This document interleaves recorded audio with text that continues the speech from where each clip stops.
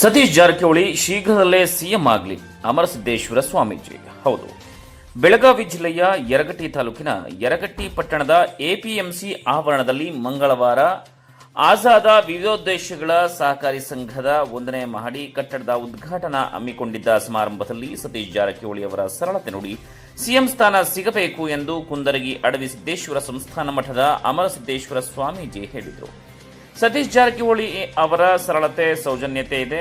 ಏನೇ ಸಮಸ್ಯೆ ಇದ್ರೂ ಕೂಡ ಸ್ಪಂದಿಸುವಂತಹ ಗುಣ ಇದೆ. ಲೋಕೋಪಯೋಗಿ ಸಚಿವರಾಗಿ ಇಷ್ಟೆಲ್ಲ ಕೆಲಸ ಮಾಡಿದ್ದಾರೆ. ಇನ್ನು ರಾಜ್ಯದ ಚುಕ್ಕಾಣಿ ಕೊಟ್ಟರೆ ಇನ್ನು ಸಾಕಾಗುವಷ್ಟು ಕೆಲಸ ಮಾಡಬಹುದು ಎಂದು ಹೇಳಿದರು. ಜಿಲ್ಲೆಯ ಉಸ್ತುವಾರಿ ಸಚಿವರಾಗಿದ್ದಂತಹ ನೀವು ಮುಂದಿನ ದಿನದಲ್ಲಿ ಬೆಳಗಾವಿ ಜಿಲ್ಲೆಯ ಒಬ್ಬರು ಮುಖ್ಯಮಂತ್ರಿ ಆಗಬೇಕು ಎಂದು ಸತೀಶ್ ಜಾರಕಿಹೊಳಿ ಅವರಿಗೆ ಮನವಿ ಮಾಡಿ ಶುಭವನ್ನ ಹಾರೈಸಿದರು.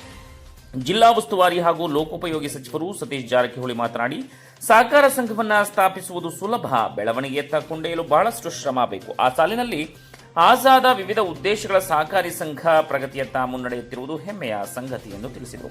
ಸವದತ್ತಿ ಶಾಸಕ ವಿಶ್ವಾಸ ವೈದ್ಯ ಮಾತನಾಡಿ, ಸಂಘದ ನಿರ್ದೇಶಕರಿಂದ ಸಹಕಾರಿ ಸಂಘಕ್ಕೆ ಬಹಳ ಮುಖ್ಯ. ಈ ಸಂಘದ ಅಧ್ಯಕ್ಷರು ಸತ ಪ್ರಯತ್ನದಿಂದ ಇಂದು 29ನೇ ವಾರ್ಷಿಕ ವರದಿ ಅಢಾವೆ ಪ್ರಕಾರ 25 ಲಕ್ಷ ಲಾಭ ಗಳಿಸಿದೆ. ಮುಂಬರುವ ದಿನಗಳಲ್ಲಿ ಇನ್ನೂ ಹೆಚ್ಚಿನ ಲಾಭ ಗಳಿಸಲಿ ಎಂದು ಹೇಳಿದರು.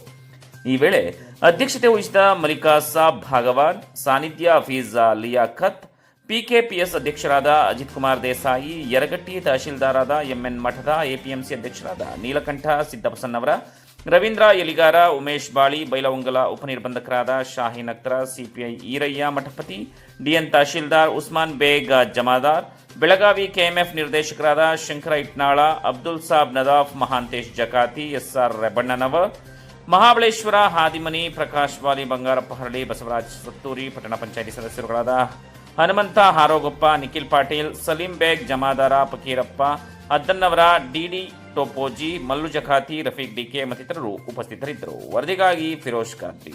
ನಿರಂತರ ಸುದ್ದಿಗಳಿಗಾಗಿ ನೋಡ್ತಾ ಇರಿ VK5 ನ್ಯೂಸ್. ಇದು ವಿಶಾಲ ಕರ್ನಾಟಕದ ಸುದ್ದಿ. VK5 ಸುದ್ದಿಗಳನ್ನು ವೀಕ್ಷಿಸಲು ನಮ್ಮ ಚಾನಲ್ ಅನ್ನು ಸಬ್ಸ್ಕ್ರೈಬ್ ಮಾಡಿ. ಹೆಚ್ಚಿನ ನೋಟಿಫಿಕೇಶನ್ಗಾಗಿ ಐಕಾನ್ ಬೆಲ್ ಅನ್ನು ಕ್ಲಿಕ್